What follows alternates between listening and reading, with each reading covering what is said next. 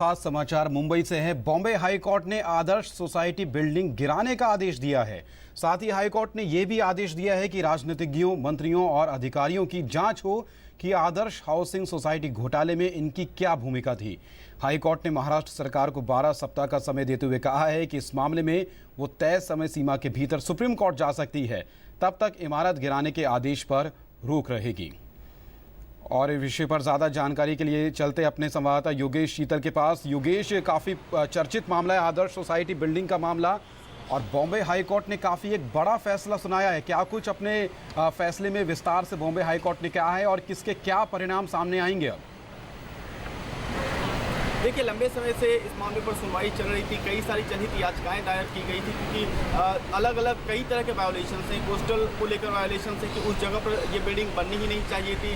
दूसरा वायोलेशन ये है कि जो FSI है, बेसिकली जो फ्लोर इंडेक्स होता है, बेसिकली फ्लोर स्पेस इंडेक्स, उसका वायोलेशन किया गया था। कई तरह के रेगुलेशन हैं, कई तरह के लॉ हैं, कई तरह के प्रोविजन हैं जिसको वायोलेट किया गया था। तो एक बेंच जिसको कहते हैं PIL की, वो कोर्ट के सामने थी, डिवीजन बेंच इसको सुन रही थी। आज एक तरह से बॉम्बे हाई कोर्ट का एक फुल स्टॉप आ चुका है। एक आखिरी फैसला बॉम्बे हाई कोर्ट का आ चुका है इस मामले पर। उसमें कहा गया है कि इस बिल्डिंग को डिमोलिश किया जाएगा। साथ ही जो रक्षा मंत्रालय है उसको भी ये कहा गया है कि जो भी अधिकारी हैं जिनकी संलिप्तता इस मामले में कथित तौर पर है, उनकी पूरी तरह से व्यापक कॉम्प्रिहेंसिव इन्वेस्टिगेशन, इंट्रोगेशन जो है, बेसिकली इंक्वायरी हम कहेंगे कि वो होनी चाहिए। इसके अलावा 2011 में ही जो पर्यावरण मंत्रालय है, 2011 में ही कहा गया था कि ये जो जहाँ पे निर्माण हुआ है वो अवैध है।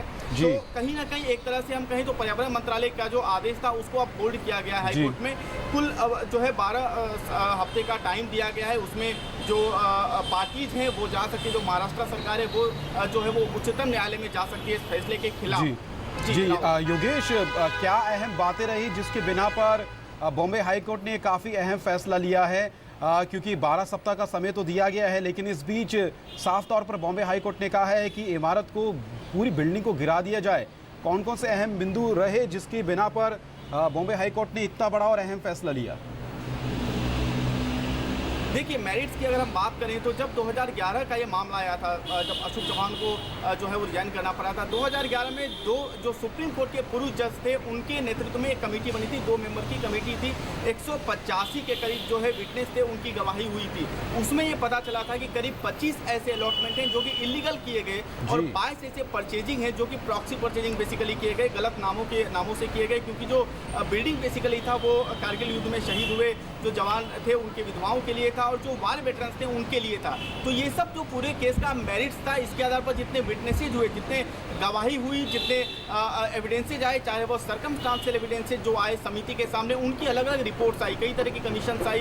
बाद में जब 2013 में जब आखिरी बार जब कमीशन ने रिपोर्ट सौंपा था सरकार को, तो जो रिपोर्ट थी वो असेंबली में टेबल नहीं किया जा सका, किसी राजनीतिक कारण से हो सकता है वो। लेकिन इन सब चीज़ों की जो मेरिट्स थी, जो विटनेसेज डिपोज हुए, जो चीज़ें सामने आई समिति के, इसके बाद हुआ सबसे महत्वपूर्ण चीज़ ये रही कि CAG की रिपोर्ट, जो कि 2011 में CAG की रिपोर्ट आई थी, उसमें भी ये चीज़ें कही गई। कहीं ना कहीं ये सब चीज़ें जो है वो निर्णायक असर रखी और उसके आधार पर ये फैसला आया है। जी योगेश, इसका मतलब 22 आपने कहा जिनमें प्रॉक्सी खरीदारी हुई, आवंटन हुआ, और 25 में गलत कागजात का इस्तेमाल किया गया, यानी कुल 47 ऐसे आवंटन थे जिनकी वजह से पूरा का पूरा ये मामला सामने आया, भ्रष्टाचार का मामला आया सामने। ऐसे में क्या टोटल कितने आवंटित हुए हैं इस मामले में, और बाकी लोग क्या, जिनके आवंटन सही पाए गए हैं, उनके लिए क्या रास्ता आगे है?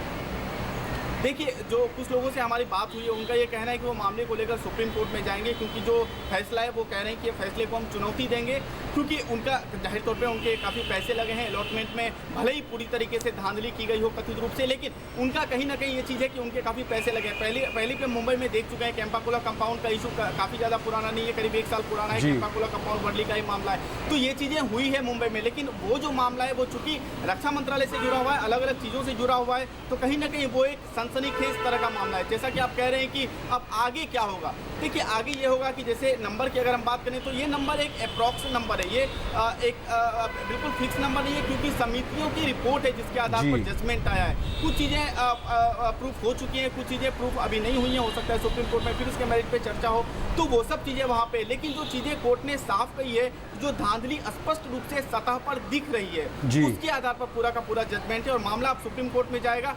फिर उसके बाद सुप्रीम कोर्ट में क्या तक होता है वो अभी देखना दिलचस्प होगा। चलिए, जी हाँ। सुप्रीम कोर्ट में अब क्या कुछ इस पूरे मामले में क्या अदालत राय बनाती है देखना होगा। बहुत बहुत शुक्रिया। फिलहाल बॉम्बे हाई कोर्ट ने तो बड़ा आदेश दिया है, आदर्श सोसाइटी बिल्डिंग को गिराने का आदेश जारी किया। योगेश, आप जानकारी दे रहे थे, आपका बहुत बहुत शुक्रिया।